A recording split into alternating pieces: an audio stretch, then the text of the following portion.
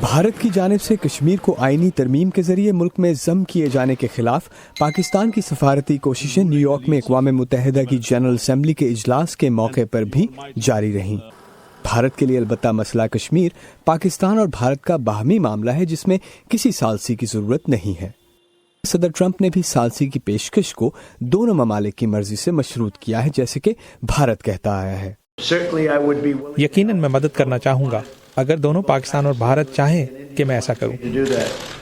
تو پاکستان کی کشمیر پالیسی اور سفارتکاری بین الاقوامی برادری کو بھارت کے خلاف قائل کرنے میں کس حد تک کامیاب ہے؟ Pakistan has placed Kashmir. مسئلہ کشمیر لمبے عرصے سے پاکستان کی خارجہ پالیسی کا بنیادی ستون ہے۔ پاکستان کے نقطہ نظر سے اس کی وجہ تاریخ، انصاف اور نظریاتی ہے۔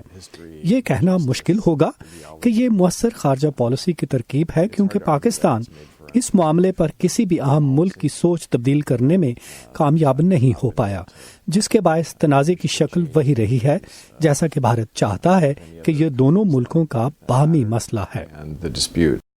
مڈل ایسٹ انسٹیٹیوٹ سے وابستہ ماون وائن بام کے نزدیک پاکستان کی کشمیر پالیسی موجودہ حالات سے مطابقت نہیں رکھتی۔